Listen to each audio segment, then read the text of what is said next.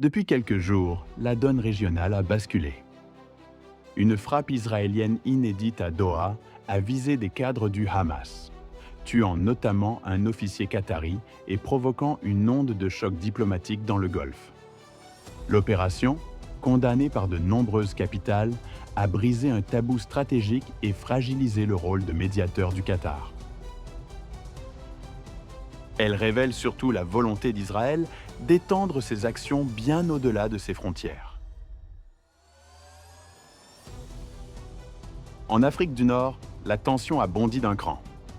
Au port de Sidi Bou Saïd en Tunisie, des bateaux de la Global Soumoud Flotilla ont rapporté 2 attaques successives par drone en pleine nuit. Le bateau appartenant à la flottille pour Gaza s'embrase, faisant des dégâts matériels. La scène s'est déroulée alors que l'embarcation stationne dans le port tunisien de Sidi Bou Saïd. Pour les organisateurs, aucun doute, il s'agit d'une attaque de drone. Tunis a parlé d'un assaut orchestré et a ouvert une enquête. Même sans attribution officielle, l'effet politique est déjà là. L'Algérie n'est plus perçue comme une zone protégée. Dans ce contexte élargi du Golfe au Maghreb, une question brûle les lèvres. L'Algérie peut-elle être la prochaine cible? Notre enquête va plonger dans les faits établis, examiner les scénarios militaires plausibles et analyser les accusations, certaines non corroborées mais explosives. La relation d'Alger avec Téhéran, les rumeurs sur de l'uranium iranien caché en Algérie et l'accueil présumé de dirigeants du Hamas. Objectif: distinguer la réalité des spéculations et mesurer le niveau réel de risque qui pèse sur l'Algérie. Depuis le 9 septembre 2025, la dynamique a brutalement changé.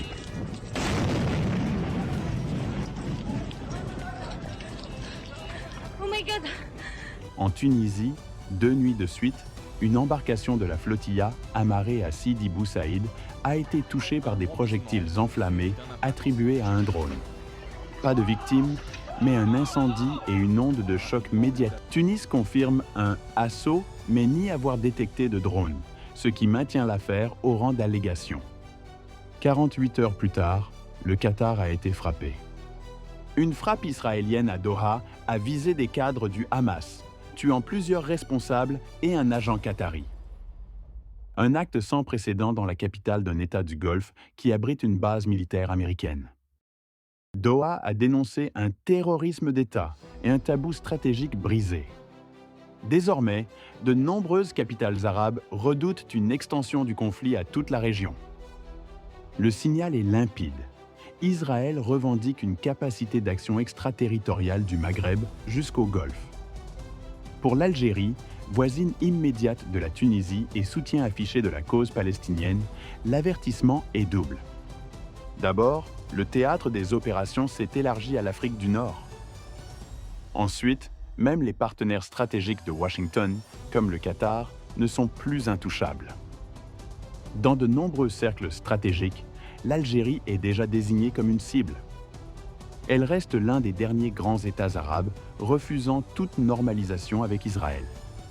Son poids au carrefour Maghreb-Sahel et sa capacité d'influence régionale en font une cible symbolique.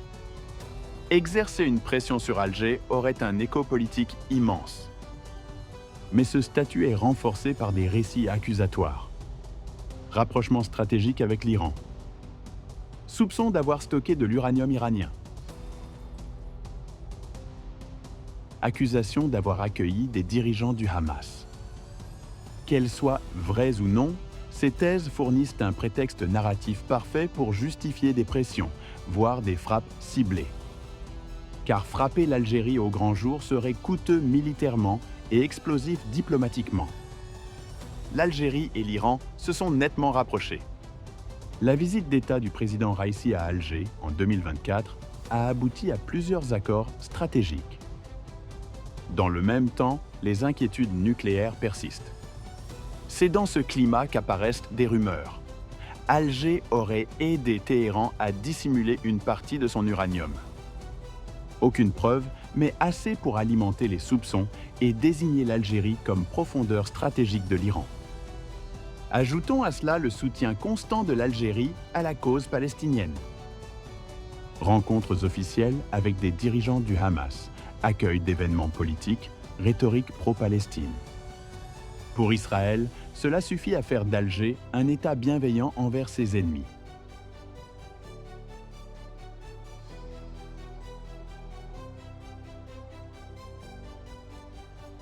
Dans cette optique, toute opération extraterritoriale serait justifiée au nom de la lutte contre le Hamas. Sur le plan militaire, Israël en a les moyens.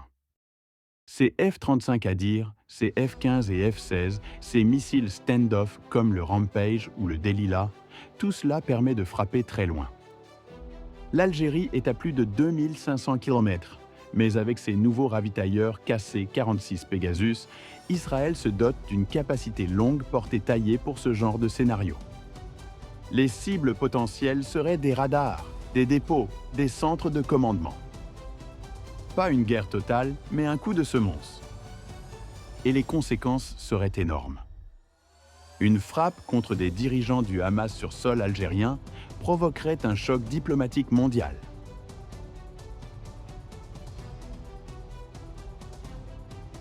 Des attaques visant des éléments du Polisario déplaceraient le conflit au Sahara-Sahel et envenimeraient les relations avec le Maroc. Un ciblage de supposés sites nucléaires iraniens ou algériens serait encore plus explosif. Tabou nucléaire brisé, risque radiologique, crise énergétique immédiate. En clair, l'Algérie est entrée dans une zone de turbulence. Pas à cause de preuves concrètes, mais parce qu'elle incarne une opposition frontale à Israël et qu'un faisceau d'accusations nourrit l'idée qu'elle est la prochaine cible. Le scénario le plus crédible n'est pas une guerre totale, mais une intensification des pressions hybrides ponctuée de frappes ciblées. Pour Alger, l'urgence est de renforcer sa dissuasion, protéger ses sites sensibles et activer sa diplomatie pour rendre toute attaque trop coûteuse à l'ennemi. Au-delà des menaces générales, ce qui rend la situation algérienne encore plus explosive, ce sont les accusations ciblées qui circulent déjà dans les cercles stratégiques. L'Algérie est soupçonnée d'avoir caché de l'uranium iranien sur son sol, offrant ainsi à Téhéran une profondeur stratégique au Maghreb. Elle est également pointée du doigt pour abriter ou fermer les yeux sur des dirigeants du Hamas, donnant à Israël un prétexte direct pour frapper en invoquant la lutte antiterroriste. Et pour certains, le Polisario n'est rien d'autre qu'un prolongement terroriste toléré, voire soutenu par Alger, ouvrant un second front de justification. Pris séparément, ces dossiers sont déjà explosifs. Mais mis bout à bout, ils font de l'Algérie une prochaine cible presque certaine dans la logique israélienne. Un État à punir, à neutraliser ou à mettre sous pression pour envoyer un signal au reste du monde arabe.